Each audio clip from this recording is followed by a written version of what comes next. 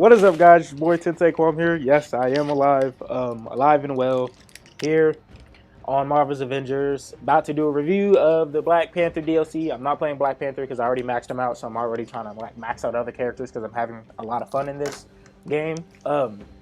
So pretty much is going to be sectioned off two videos. The first part is going to be me talking about the game. The second part is going to be about personal life, why I haven't been uploading, and blah blah blah.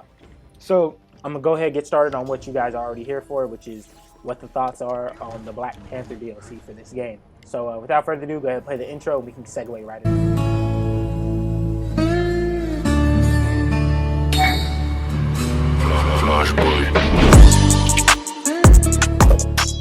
Alright, now that we segued into that, I'm kind of in the middle of a mission at the moment. I was having some difficulties while playing. If you guys are curious about the build that I am using, a guy named Sabbath the Gamer made this build, and I'll link his build in the description so you can go check it out. This is definitely not my creation. I'm still learning how the system works and so forth in this game, especially because it changed, I think it did, from when I first started playing, when this game first came out. So with that being said, I'm still in the process of learning stuff, so I would preferably you guys go watch his video or somebody else's video on the build rather than look at mine because it's not that good. But anyway, as I was saying, the Black Panther DLC, it is pretty great in my opinion. Honestly, the best thing that's happened for this game so far. I definitely think it's going to put us on the right track to get some pretty great things for the game. Now, what I don't think was good for the DLC would possibly be, let's go ahead and start with the negatives, because I like to end on good notes, not negative notes. Let's go ahead and start with the negatives, I guess. I didn't like his voice acting, Black Panther's voice acting. When I say his, I feel like I should probably express that. The sister's voice acting was great. Shuri's voice acting was great. Okoyo's was amazing. Like I said, their voice acting was amazing, but I feel like the person that they chose, which was the guy who did the God of War voice acting, wasn't the best choice in my opinion. They probably should have chose someone who had a little bit more background based on it. I know they tried to train him, but it obviously didn't go so well. You know, you can only learn so much, and that's not on him realistically. You know, I understand their budget isn't as high as they want to be, so of course they wanted to go with something that would try to get people back by saying, oh, some God of War is here, you know. So I understand that, but I definitely do think they probably should have went over quality over, you know, quantity. I guess you usually say quantity in that instance. It would be more of like quality over, you know, fame and money with that. But, you know, that's just a personal opinion. Another negative, the skin patterns still aren't back. They removed the skin patterns due to a glitch, which I completely understand. But what I do dislike is the idea that I have to either pay for a pass that takes way too fucking long to level up skill, or, you know, I have to go and wait for a weekly shop to reload, and it's probably going to reload a horrible skin that I don't want whatsoever for credits. So that is kind of a negative for me. I'm not going to hold you. Those are some things. Another thing, I ran into a glitch. I can't, at the moment, because of the new system, I thought I was deleting stuff. I indeed was not deleting stuff, which is kind of my fault. But with that being said, you know, I have no clue if I can empty it out or not, because I crash every time I open up my locker now because I got so much stuff in it now from leveling up Black Panther and Hulk and Thor, which is not good. They may need to get on that. But I mean, once more, I am playing on regular console, Xbox 360. I'm not playing on like an upgraded version, so that's probably also another variable for that. But I mean, that's something I've noticed. I highly doubt they watch my videos though, so I mean, if they'll notice it, yeah, it is what it is. I posted about it, so we'll see. But another thing I wanted to bring up as well, with that being said, there are a couple glitches and bugs in the game. They didn't really think of the map design when they did a couple of the characters' combo move sets and so forth. So sometimes while you're doing combos, you'll fall off the map. And in my opinion, a good way to fix that, though some people may say it and they look a little bit wonky, there should be an invisible wall when I'm in the animation of doing a combo that prevents me from falling off, so that way I'm not being punished for punishing. So that's just my idea as a programmer. So That's just my opinion. But nevertheless, all those things are really minute. They're not game breaking. I feel like a lot of people, it's not right to complain about a game's glitches unless they're game breaking, like the one I told you about, the locker. But it is avoidable, so it's not to the point where it's like everybody's going to experience. You feel me? Like not everybody's as stupid as me and actually reads the menu.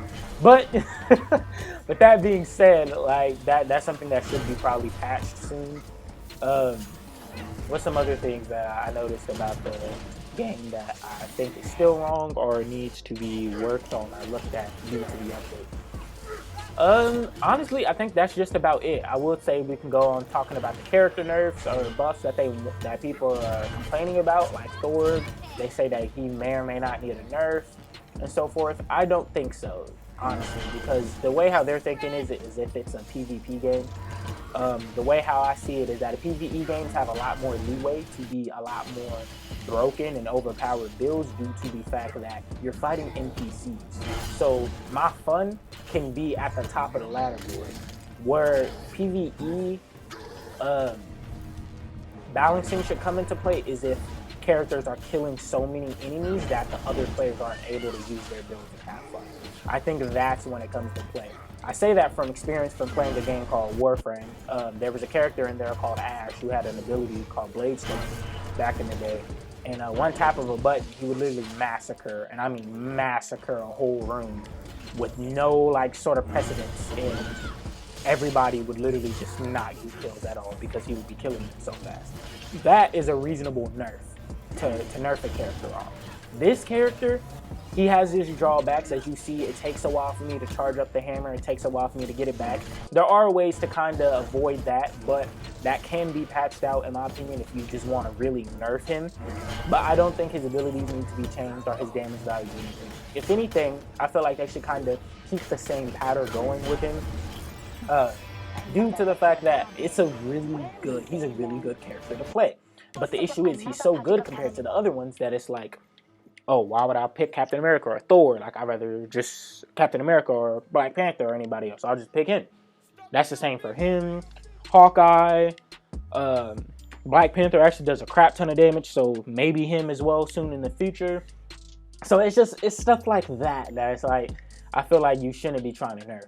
What makes him so great, in my opinion, is the fact that all his abilities, starting from the primary all the way to the specialty, start giving him buffs like critical damage and so forth, and like giving him extra abilities as well. Like, it doesn't just give him a change of his assault heroic ability, it actually gives him a buff as well while doing it. And I feel like that is really important when it comes to games like this and making builds. He's one of the very few characters that has a system like that, and because of that, he prevails so well. By the time you get to the mastery section, you already have a nice amount of crit and so forth built up. So adding this stuff on top with the champion stuff is like, oh yeah, of course he's going to hit hard, you know? So that's just my opinion, at least, on why I believe it really shouldn't necessarily be nerfed. I feel like other characters should catch up to him.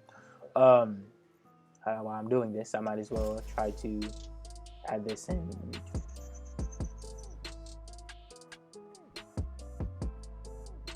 Okay, sweet, that's what I wanted. So with that being said, my next thing I'm going to bring up, I'll do the burn one. Next thing I'm going to bring up, when it comes to Thor's character as well, I will say that, dang, my brain went fart. That's crazy. Okay, no. I wasn't going to Thor. I was actually going to continue on. That's just my opinion. I don't think they should be focusing on character nerfs or buffs anyway in the first place, because right now they need to be making sure that, like I said, bugs are kinked out and more content is being brought to us. Once we get more content, I feel like then we can start looking back on characters and saying, okay, we want to buff nerf this character. Okay, we want to add this. We want to do this. Like, that's the goal I think they should be going for. Now, we can go to the positives. Good choice. All that out the way. This update literally revived this game and revamped it in a way that I think most people are going to be able to enjoy playing it in the first place.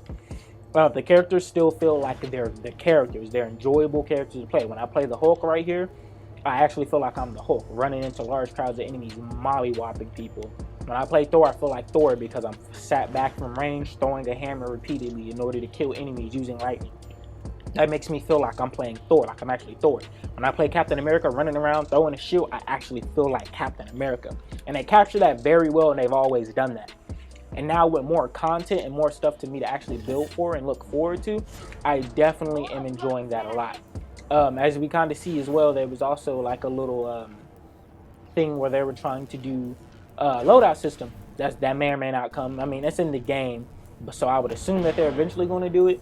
But I mean, it's not done yet, so you can't necessarily, call it done until it's in, full functioning force. That's another thing that's kind of a negative. But we're going back to the positives.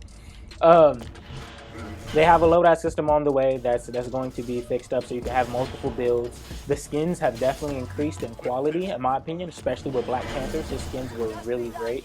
So that is another thing as well. Once more, I hate to keep going back to negative, but it's a lot easier to critique something negatively than it is positively. Let's be honest here.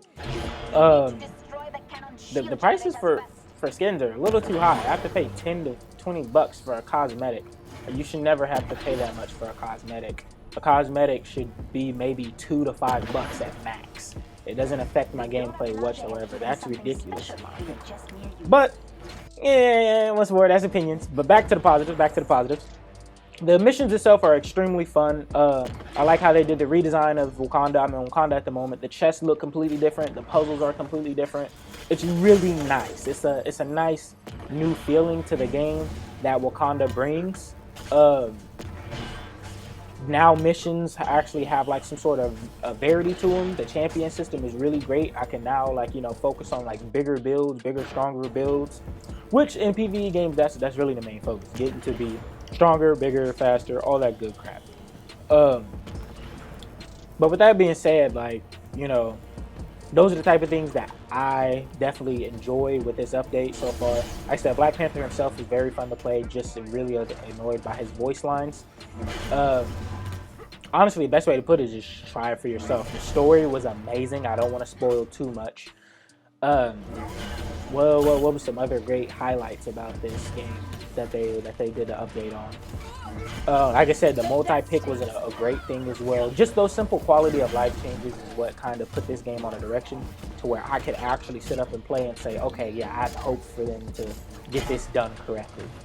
So I definitely say that he did bring a lot of hope for this game and so forth, and I definitely can see a future for it. Maybe even a season 2, but that's just me kind of hoping. That's not confirmed once more. That's just me kind of hoping. We got to see how the rest of the DLC does compared to see if they decide to do a season 2, let's be honest. What were some other things that are extremely positive before I go on my tangent about self real quick? I would say that wholeheartedly, I mean, and a whole, if I were to rate it out of a 10, the Black Panther DLC, I'm giving it an 8 out of 10. And I'll be honest with you, they lose the 2 points simply because of the T'Challa character design without, oh, wait a minute, I need that. The T'Challa character design without the helmet. I don't like the cornrows and his voice acting. I'm gonna be absolutely honest with you. Those simple things drop at 2 points. I know that's very harsh, but I'm sorry. I don't know about that. But other than that, amazing DLC. I enjoy it so much. I'm definitely going to be playing this on the channel, and this is what you guys will be seeing. You may be seeing a little bit more Warframe as well, the game that I usually be playing on my free time, if I can actually find some sort of content to put it through, because I don't want to be just that casual build dude. Anybody can make builds on Warframe. I actually want to be entertaining in a way. So with that being said, that's my opinion on that. But with that out the way, we can kind of start discussing my channel and why the crap I've been gone for so long. So obviously computer issues. I think I told you guys before, most of the time when I take long hiatuses like that is because I'm having some sort of malfunctioning problem with computers. I bought a new PC and so forth, and I'm currently in college and so forth, so I got a new laptop, and I still have the MacBook pretty much that I use to record. But with that being said, it still, you know, was not great because the PC that I bought, the sound card, I'm still trying to figure out what in the world went wrong with that. And I also am dealing with the whole, oh my gosh, I forgot how big she can get.